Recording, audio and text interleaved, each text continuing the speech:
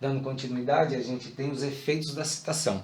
Eu trouxe apenas 5 efeitos da citação para a gente. Deixa eu sair aqui um pouquinho para poder ficar mais claro. A luz da câmera fica mudando um pouquinho aqui, me deixa mais escurinho, me deixa mais clarinho, me deixa mais escurinho, me deixa mais clarinho. E aí a gente vai tocando a aula, ok?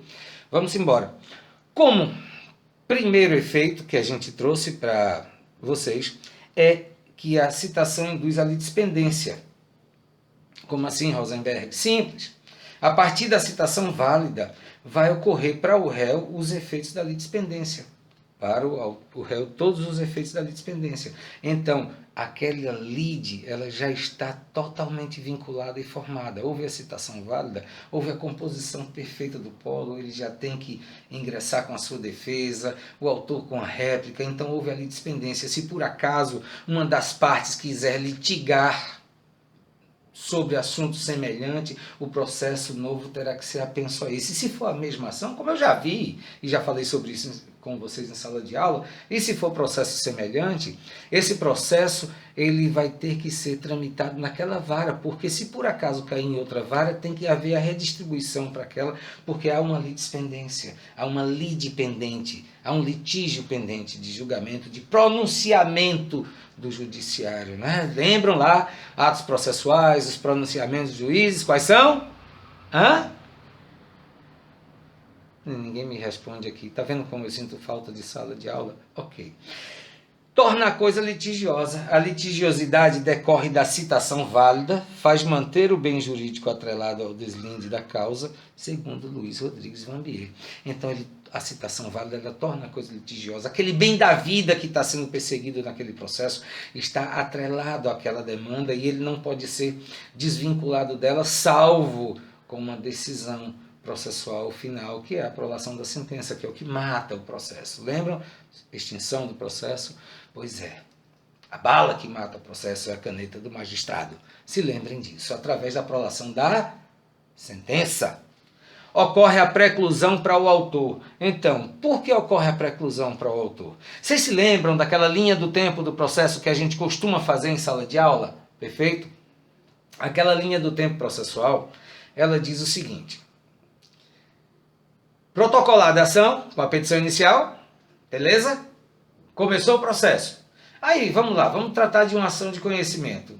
Normalzinha, toda bonitinha, audiência de autocomposição ou não, vamos supor que tenha havido audiência de autocomposição e a partir dali se estabeleceu o prazo para a apresentação da defesa. Isso aí é em se tratando de uma ação de conhecimento. Mas vamos supor que o autor, ao propor a ação de conhecimento, já chegou lá e disse, não quero audiência de autocomposição. Aí o réu foi citado e intimado da realização da audiência de autocomposição, que é obrigatória. Mas aí o réu, faltando mais de 10 dias ainda para a realização da audiência, foi lá e disse, eu também não quero audiência de autocomposição.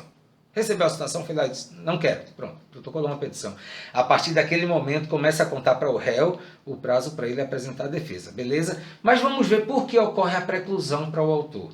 O autor protocolou a petição inicial e aí ele se arrependeu de um pedido, ele disse, eita ferro, eu vou lá e vou tirar aquele pedido. Foi lá através do seu advogado e fez o aditamento da petição inicial e fez o aditamento e alterou aquele pedido. Disse, não, eu quero pedir isso aqui, velho, porque é melhor, assim está mais justo, está mais correto, está mais tranquilo. Eu não estou dizendo que ele está fazendo nenhuma malandragem processual, não, tá? Eu estou dizendo que ele está trabalhando dentro do que a lei permite, aditar inicial. É necessário. Como é necessário emendar inicial? Vocês se lembram, né? Há uma diferença muito grande entre aditar e emendar. Quando você adita, você complementa ou você exclui algo que você tinha lá dentro que você não estava satisfeito. Quando você emenda a inicial, você está emendando algo que estava quebrado e que pode prejudicar demais o seu processo, tanto que pode provocar o indeferimento da petição inicial. Ok? Então tá. Ocorre a preclusão justamente porque até o momento da citação, o autor pode aditar inicial como ele bem entender. Ocorreu a citação válida, precluiu o direito do autor de fazer qualquer aditamento na petição inicial. Por quê? Porque a partir desse momento da citação válida, qualquer alteração da petição inicial só poderá ser feita com a anuência, o consentimento do réu. Por isso que ocorre a preclusão para o autor, precluir o seu direito de aditar, por exemplo. E a partir do momento em que o réu protocolar a sua contestação, aí ele já não pode mais alterar de jeito nenhum. Já era, acabou-se, aí é dar continuidade ao processo. Tudo continua. Pode desistir, mas tem que contar com a anuência do réu. Isso aí é verdade, é fato. Ok, beleza. Então tá, um outro efeito, constitui in mora o devedor. Constitui in mora o devedor. Um exemplo simples é nos casos que haja discussão de dívida cujo contrato não estabeleça data para o pagamento. Pode haver? Pode. Pode haver sim. Vamos supor que por um lapso ou por uma qualquer questão foi feito um contrato. Vamos lá. Vamos fazer um contrato aí de compra de sacas de feijão que ainda vão ser plantados, certo? E eu não tenho uma data para realizar aquele pagamento daquelas sacas e também a outra parte não tem uma data para poder me entregar. Só sei que ele tem que me entregar 10 sacas de feijão ao final da safra, quando ele fizer a colheita.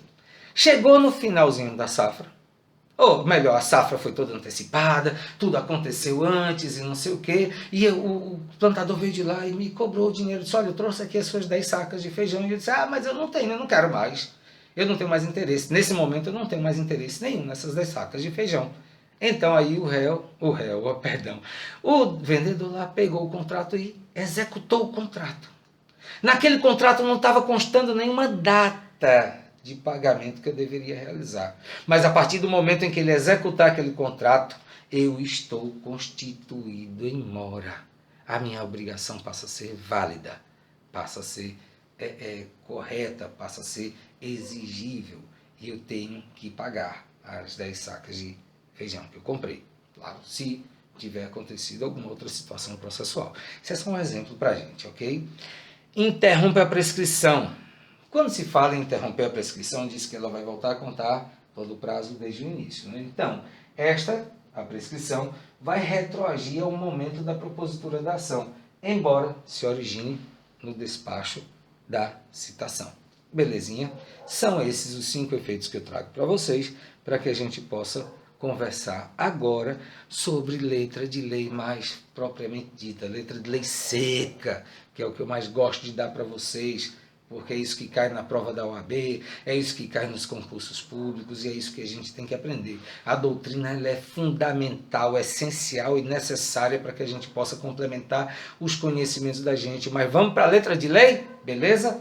Artigo 240, a citação válida, ainda que, quando ordenada por juízo incompetente, induz a litispendência, torna litigiosa a coisa, constitui in mora o devedor, ok? Ressalvadas as hipóteses do artigo 397 e 398 da Lei 10.406 de janeiro de 2002, que nada mais é nada menos do que o quê? O nosso Código Civil. Então dá uma olhadinha lá, ela fala sobre algumas questões de dívida de ato ilícito e não sei o quê, nesses 2 artigos que o CPC nos traz no seu conceito. Então a citação válida, mesmo que ordenada por um juízo incompetente, pode acontecer? Pode. Distribuir o processo, foi distribuído erroneamente para uma vara, mas mesmo assim o juízo recepcionou a peça e determinou a citação, e a citação ocorreu, então ela vai o quê? Induzir a litispendência, olha aí, ó, nosso primeiro efeito, vai induzir a litispendência,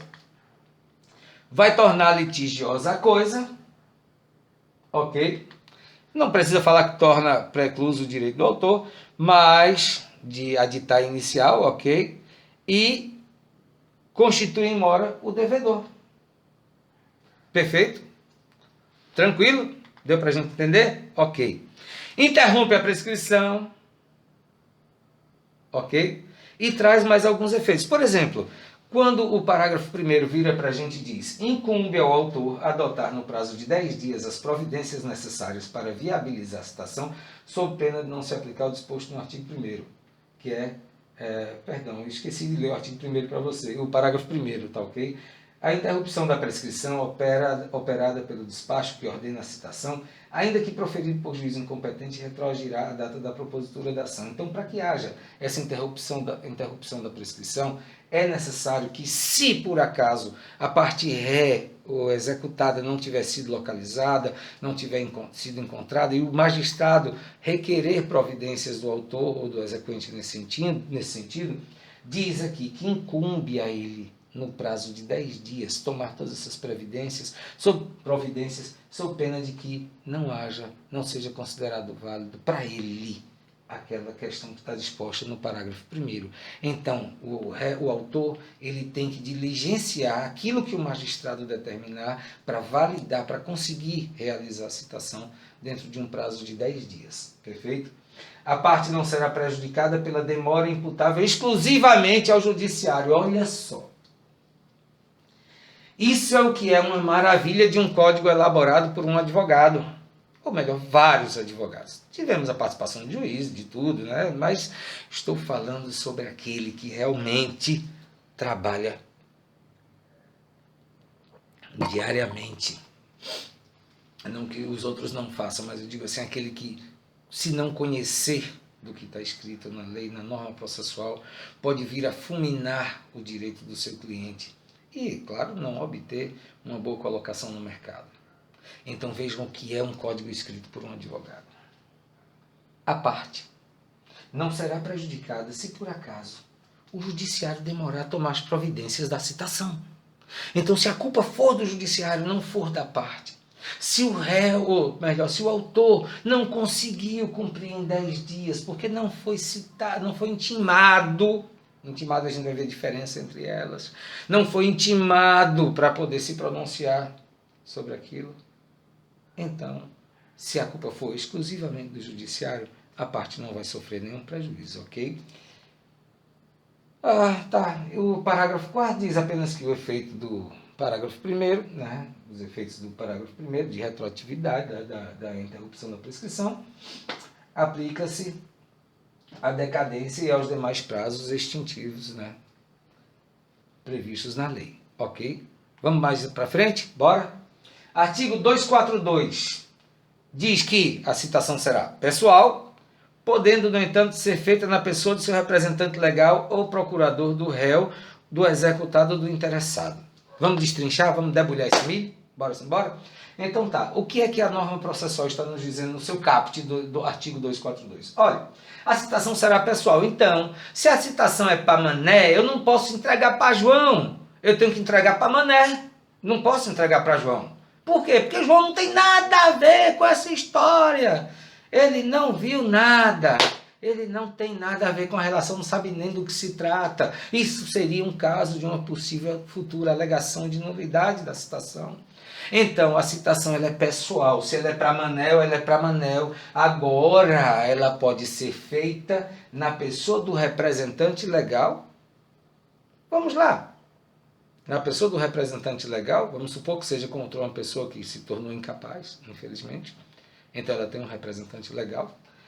Do procurador do réu, sim, do procurador do réu. Se vocês observarem lá no artigo 105 da nossa norma processual, está dito muito claramente quais são os poderes gerais para o fórum geral, e está escrito também quais são os poderes especiais que o advogado pode ter no seu instrumento de outorga. E dentre eles está lá, que se tiver poderes para receber citação, o advogado será citado, receberá a citação no lugar do seu cliente. Então, se constar no instrumento de outorga poderes para isso, sim. Muitas vezes alguém pode sair do país, por exemplo, e deixar um advogado como sendo responsável pela administração patrimonial, como sendo responsável por receber citações e intimações dos seus processos. Aliás, ele já é das intimações, porque as intimações são dirigidas à pessoa do advogado, salvo quando houver determinação específica nesse sentido. Então, é assim que funciona a citação. Ou do executado ou do interessado. Então, a citação é pessoal. Se lembrem disso. Se ela vier para você e o seu vizinho receber, você já tem uma grande alegação de nulidade de citação. Beleza? Ok? Vamos continuar? Na ausência do citando, parágrafo 1º, A citação será feita na pessoa de seu mandatário, administrador, preposto ou gerente, quando a ação se originar de atos por eles praticados. Então, observe. Na ausência do citando, tanto seu mandatário, seu administrador, preposto ou gerente poderá receber. Então, se chega numa empresa e ali tem um gerente, ele poderá receber. Mas a gente não está falando de citação da pessoa jurídica, não. Ainda não. Ainda não. Ok? A gente está falando da citação da pessoa natural mesmo. O locador, que se ausente do Brasil, sem cientificar o locatário de que deixou na localidade onde estiver situado o imóvel procurador com poderes para receber citação, será citado na pessoa do administrador do imóvel. Então, o código está dizendo muito simples, qualquer pessoa que represente legalmente o citando poderá receber a citação. Ele faz questão de destrinchar essas situações todas para que não haja dúvidas quanto a uma possível futura alegação de nulidade da citação. Ok? Belezinha? Agora um detalhe importantíssimo. Ah tá, mas eu quero citar, eu quero um processo contra a Receita Federal. Ah, eu quero um processo contra a Prefeitura de Petrolina. Ah, eu quero um processo contra uma secretaria do governo do Estado. Então, nesses casos, a União, os estados, o Distrito Federal e os municípios e suas respectivas autarquias, se liguem nisso, e fundações de direito público, a citação será realizada perante o órgão da advocacia pública responsável por sua representação judicial. Então, a Prefeitura de Petrolina, Procuradoria, ok? Do Estado, Procuradoria-Geral do Estado, a União, Advocacia-Geral da União. Então, a gente tem aí que são seus representantes legais quem receberão as suas citações. Perfeito? Não vai lá diretamente para o prefeito, não. Tranquilo? Não, nem pense. Isso. Ele, às vezes, não vai nem saber que existiu o processo. Certamente. Citação da pessoa jurídica. Agora sim a gente começa. Então, sendo realizado... Olhe, observe um detalhe. Citação da pessoa jurídica. Eu trago logo esse conceitozinho para a gente dizer. Sendo realizada pelos Correios, a citação da pessoa jurídica será considerada válida quando recebida por pessoa devidamente autorizada para tanto. Gente, se você tem uma empresa, muito possivelmente você possui uma pessoa na portaria daquela empresa que é para impedir o fluxo de acesso. Aquela pessoa, ela é responsável por dizer quem entra e quem sai e vai responder se por acaso alguém entrar indevidamente e praticar algum ato ilícito lá dentro. É verdade? Verdade, pura.